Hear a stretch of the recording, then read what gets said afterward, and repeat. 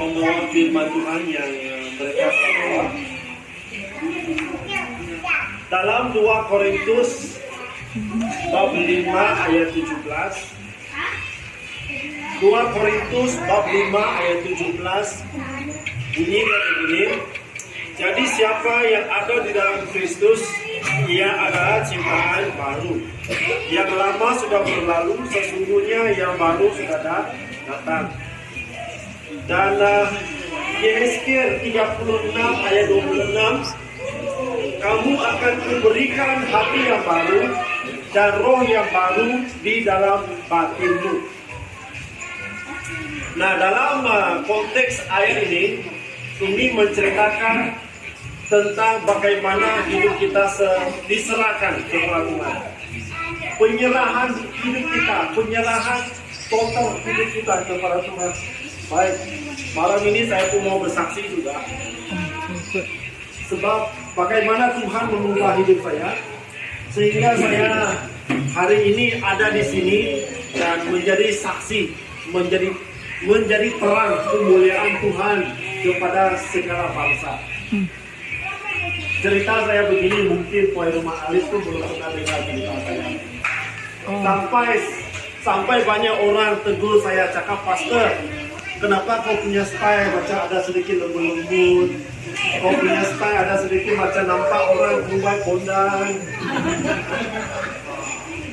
Oke, saya mulakan cerita saya. Waktu saya masih baby, waktu saya masih kecil, itu anak kecil yang perempuan itu. Saya bukan perempuan, tapi saya masih kecil lagi. Waktu dulu saya kecil, saya tidak tahu. Saya tidak tahu saya punya cerita macam mana. Setelah saya besar, baru saya ingat balik kenapa saya diberikan baju perempuan. Dalam keluarga kami ada 9 orang adik-beradik. Pakaian abang kakak saya semuanya baju lelaki, baju perempuan yang bagus-bagus untuk mereka pakai. Tapi saya, satu orang lelaki diberi pakai baju perempuan. Sampai saya sendiri pergi ke armari dalam saya punya armari kecil. Itu saya tengok, kenapa baju perempuan semua? Apa bagi saya baju perempuan? Saya dulu ada set balik, saya beritahu dan tanya dengan mak saya. Mama saya dia ceritakan dengan saya begini. Minta maaf Jackson, dia cakap. Waktu saya mengandungkan kamu, mama saya cakap, saya tidak tahu kamu lelaki atau perempuan. Jadi kemungkinan besar dia berpikir yang dia lahirkan saya adalah perempuan. Karena mama saya, dia tidak ada duit, dia miskin. Jadi dia pun tidak boleh lahir dekat hospital. Dia hanya dapat lahirkan saya dekat rumah saja. Jadi hanya orang kampung yang pergi dapat tahu bagaimana berubah melahirkan saya. Itu saja cara dia. Jadi dia tidak tahu yang lahirkan saya ini lelaki atau perempuan. Jadi dalam hati mama saya dia cakap dia lahirkan saya jadi perempuan. Jadi last kemungkinan besar dia berpikir saya perempuan. Jadi dia bagilah saya baju perempuan. Jadi selepas sampai ke dalam tadika, sampai saya dekat di sekolah rendah, kalau saya berjalan, mesti kaki saya berkepit seperti ini. Kaki saya mesti berkepit. Coba kalau orang dekat jamban, kalau dia kencing mesti ada buka kaki sedikit. Tapi saya ini macam kencing. Oh, sampai kawan saya sendiri, dia datang, dia tengok. Kenapa dia kencing ini macam? Saya sendiri ingat balik apa yang orang tegur saya.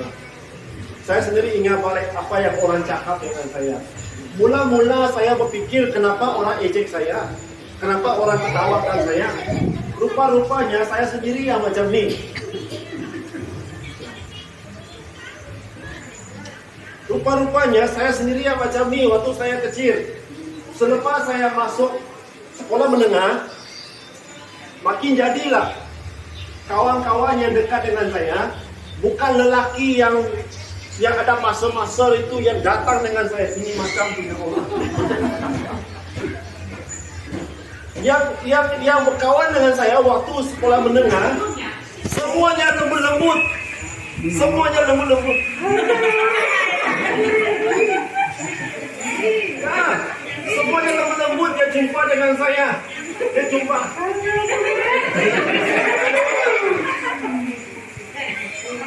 Dia cakap, "Lu sana banyak makanan." Jadi itu kawan saya. Itu kawan saya. Ini cerita benar. Las itu belum jadi lagi lebih parah. Selepas saya masuk university dekat UPM, University Putra Malaysia. Saya masuk University Putra Malaysia tahun 2006-2007. 2006-2007 saya masuk UPM, University Putra Malaysia. Waktu pagi kuliah, waktu malam saya pergi Bukit Bintang. Kamu tahu Bukit Bintang? Bukit Bintang sana banyak binatang. Saya berpikir balik, apalah orang sebut letak nama Bukit Bintang. Rupanya banyak binatang. Kamu tahu binatang apa? Manusia yang ini macam punya binatang.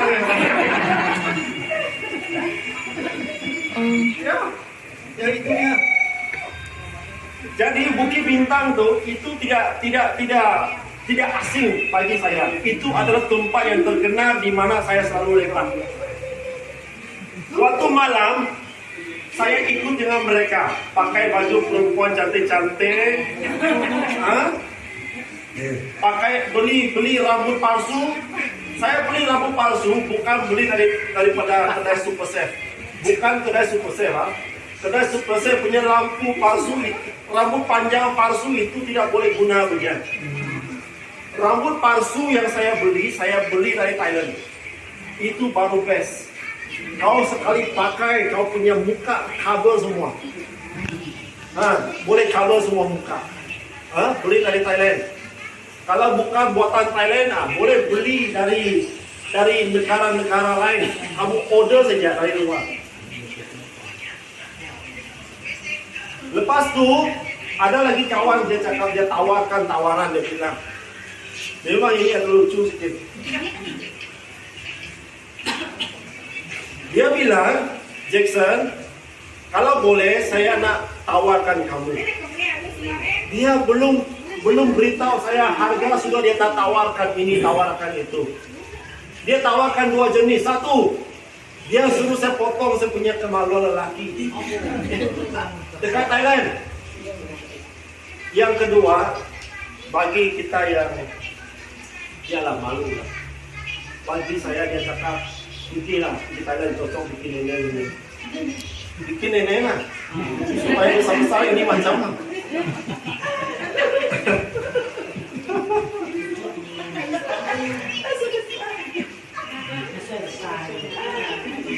Dia suruh saya pergi buat, harganya sekian-sekian. Puji Tuhan, saya tidak pergi Thailand buat.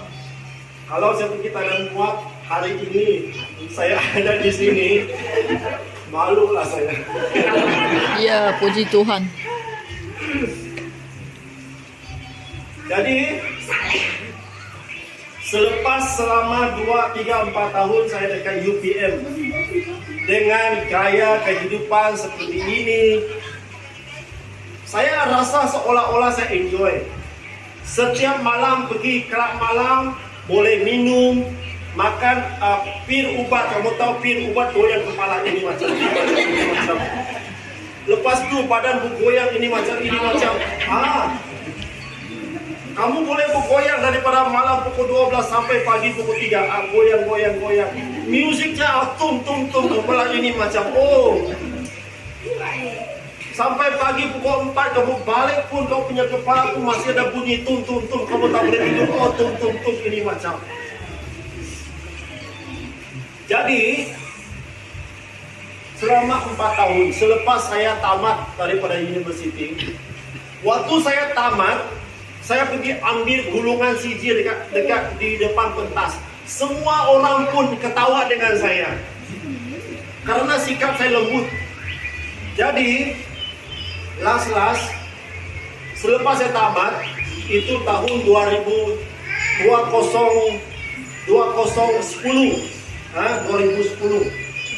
saya ambil sijil dan 2011 saya pergi mohon 10 syarikat dekat KL sana. 10 syarikat. Tidak kira apa syarikat, kilang pun boleh lah, pertanian pun boleh lah, apa saja syarikat, yang penting saya masuk. Syarikat pertama saya masuk kerja, belum sampai 2-3 bulan mau berhenti dah. Bulan kedua mau bekerja pun dah mau berhenti dah. Bulan ketiga nggak bekerja pun mau berhenti dah. Dan saya mulai berpikir apa salah dengan diri saya sendiri. Karena saya sendiri tak boleh menyesuaikan diri. Karena sikap saya masih pondang-pondang lah. Masuk kerja karena kerja yang prosedur, karena prosedur kerja harus ini dan harus itu. Jadi karena saya selalu ikut kawan pergi night club, pergi clubbing malam-malam, balik kerja clubbing, balik kerja clubbing. Dalam setiap clubbing mesti ada minum, mesti ada mabuk. Jadi kalau mabuk, sudah pagi kalau kamu sudah masuk kerja, sudah tentu kerja kamu tak boleh buat. Apapun yang kamu nak buat, semuanya tidak boleh buat. Karena apa? Karena obat racun yang sudah masuk dalam badan, itu sudah merosakkan kamu punya IQ, sudah merosakkan kamu punya pikiran. Sampai semua apa yang saya nak buat pun tak boleh buat. Jadi puji Tuhan, saya buat keputusan untuk saya balik ke Sarawak. Tapi saya tahu bahwa keluarga saya, dia sudah tahu keadaan saya seperti ini. Keluarga saya dia menolak saya. Dia cakap lebih bagus kamu tak payah balik pergi rumah, kamu duduklah dekat di mana ada rumah kosong. Duduk saja kamu sana. Kami dalam keluarga 9 orang adik-beradik, kami tidak terima kamu karena kamu macam ini. Dia cakap dengan saya lah. No choice. Jadi satu hari saya balik ke Lawas. Saya ikut dengan kawan saya mabuk. Malam itu sudah malam pukul 11. Saya balik dari Sepitang Sabah. Dari Sepitang Sabah saya balik pergi ke Lawas. Saya bawa kereta Bima dari Sepitang malam pukul 11 sampai ke Sempadan pun dah mau pukul 12.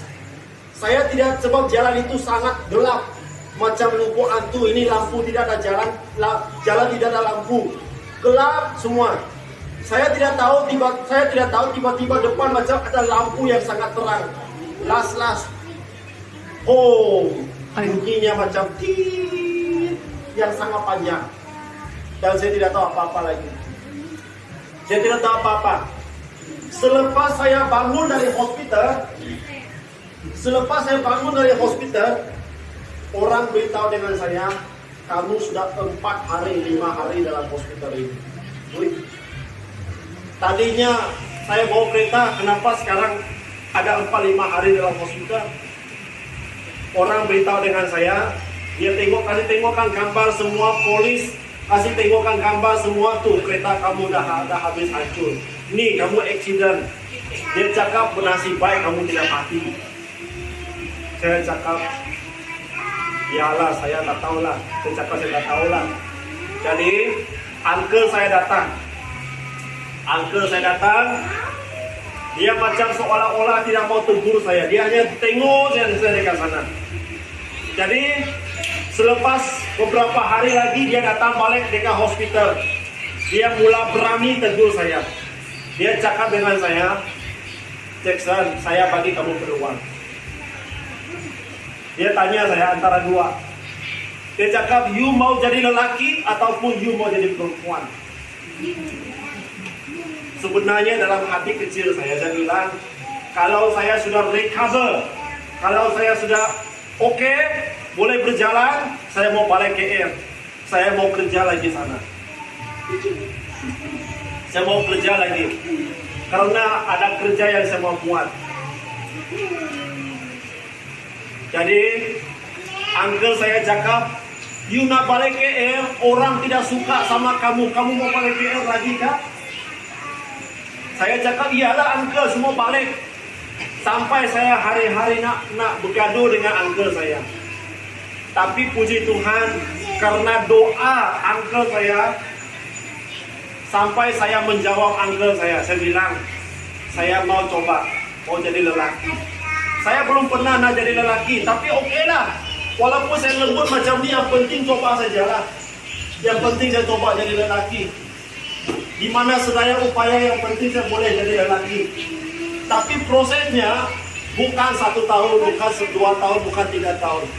Tapi prosesnya bertahun-tahun. Kamu tahu berapa lama? 7 sampai 8 tahun. Saya diproses. Tahun pertama, uncle saya cakap, kalau you mau jadi lelaki, oke, itu waktu saya keluar dari hospital dan saya tinggal bersama dengan uncle saya. Saya masa itu belum balik kepada keluarga kandung saya. Saya dekat uncle rumah pakcik saya. Dia cakap, hari ini kamu ikut saya pergi sana. Sana apa? Tuh ada rumah banyak kayu sana. Kayu apa? Kayu garuk. Hah? Banyak kayu garuk lah. Garuk. Dia cakap dengan saya, Jackson, hari ini saya nak uji kamu. Dia cakap,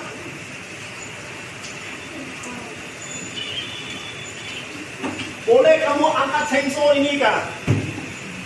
Dia cakap, kamu boleh angkat ini cengso kah? Oke. Kalau lelaki, kalau angkat cengso, kakinya mesti buka besar kan? Buka besar kan? Ya.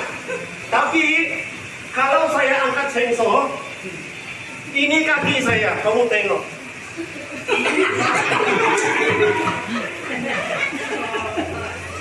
Ya, ini macam kaki saya angkat cengso. Belum tinggi lagi oh. Oh ini macam.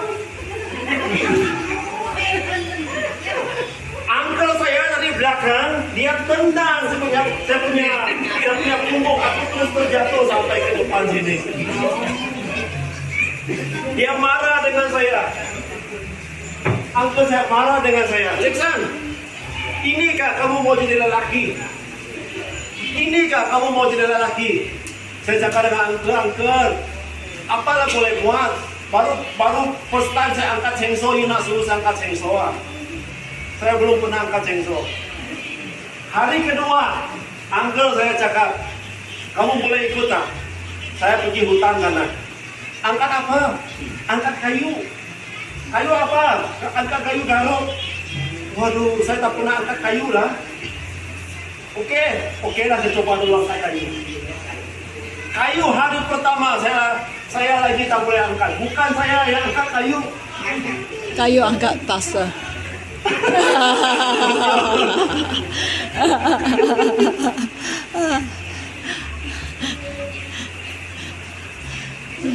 Bukan saya angkat kayu, tapi kayu angkat saya.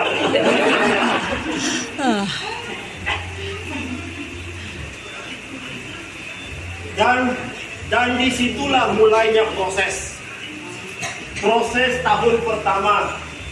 Ini tangan semua dah hancur habis dah.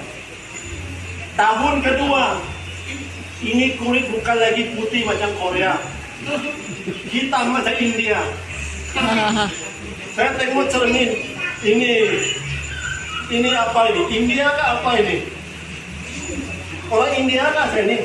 Dulu kan mula-mula pondan, saya beli semua lotion cantik, kasih lipstick semua, putih semua muka saya. Tapi kali ini muka hitam macam India, macam Bangladesh. Wih, hitam semua muka. Ini habis koyak. Kaki semua habis koyak. Kasut pakai pun dah habis koyak. Itu masuk tahun ketiga. Itu belum jadi lagi, masih lagi ada siti lembut. Disuruh lagi angkat cengso. Itu tahun ketiga, dia suruh saya angkat cengso. Boleh angkat cengso tak? Tahun ketiga. Oke, saya angkat kaki maring ini macam. Oh, kaki ini macam angkat tak? Wih, saya cakap dengan uncle, ini sudah masuk 3 tahun, kenapa tak boleh angkat lagi? Oke, saya cakap, uncle, bagi saya peluang 3 tahun lagi. Jadi 6 tahun. Puji Tuhan, selepas 6 tahun. Sudah 6 tahun, ada sedikit breakthrough. Dalam selama 6 tahun, prosesnya bukan hanya pergi ke hutan, bukan hanya angkat kayu, tapi kerja-kerja amal, kerja-kerja lain. Ya, ikut uncle pergi kerja dekat mana yang penting ada kerja. Angkat barang-barang yang penting boleh buat. Apa benda yang boleh buat, yang itu saja kamu boleh buat. Bukan hanya buat sesuatu yang uncle suruh, tetapi saya ikut uncle saya pergi gereja. Bukan hanya pergi gereja, tetapi dia bawa saya pergi rumah doa.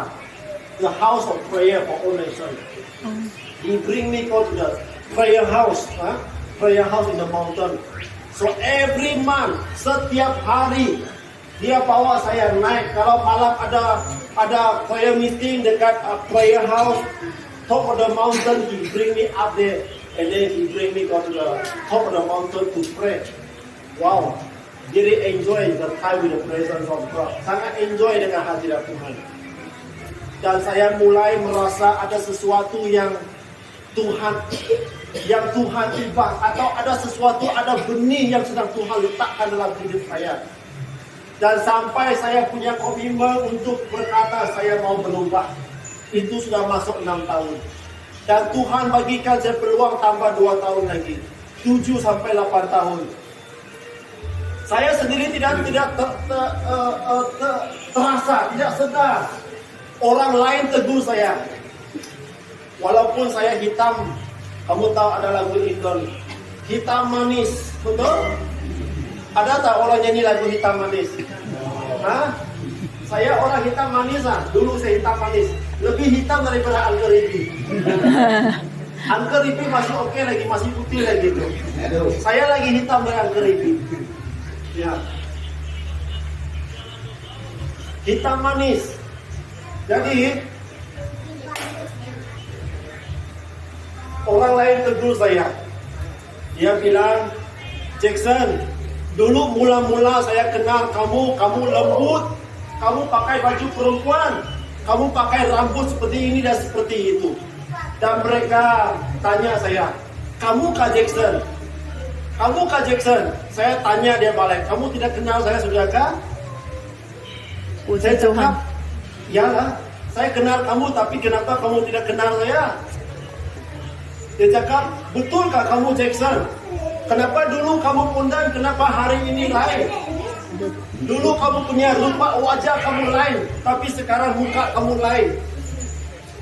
Wow, saya mulai balik rumah. Saya duduk sendiri.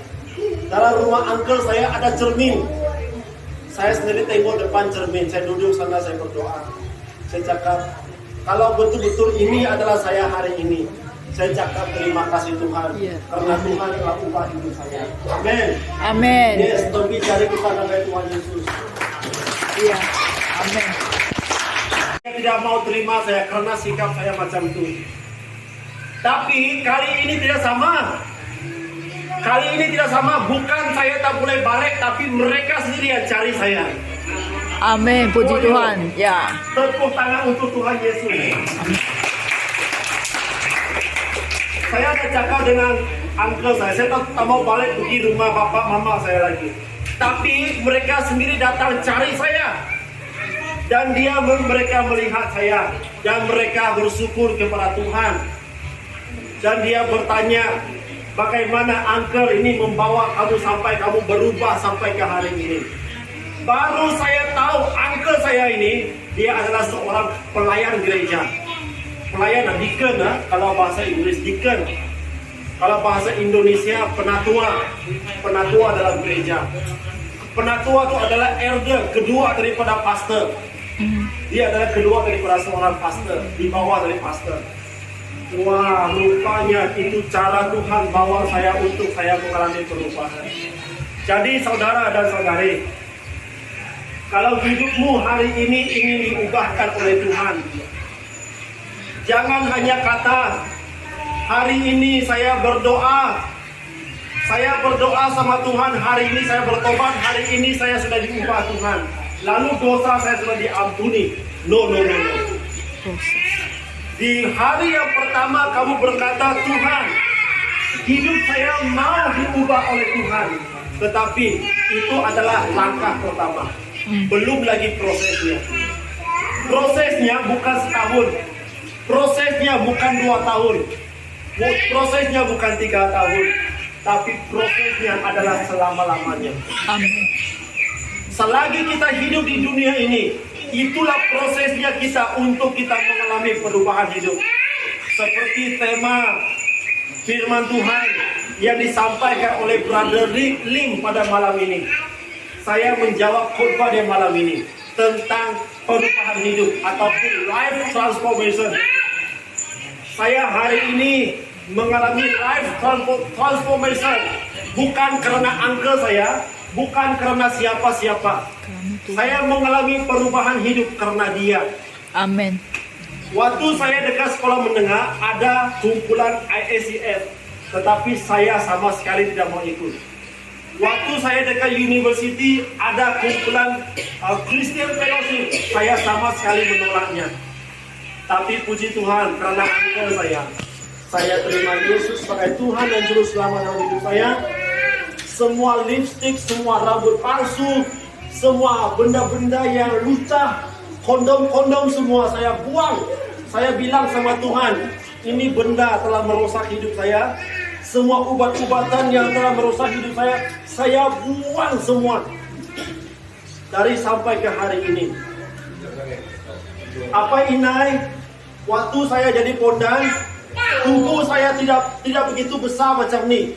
Tubuh saya lebih kecil dari ini. Lagi kurus.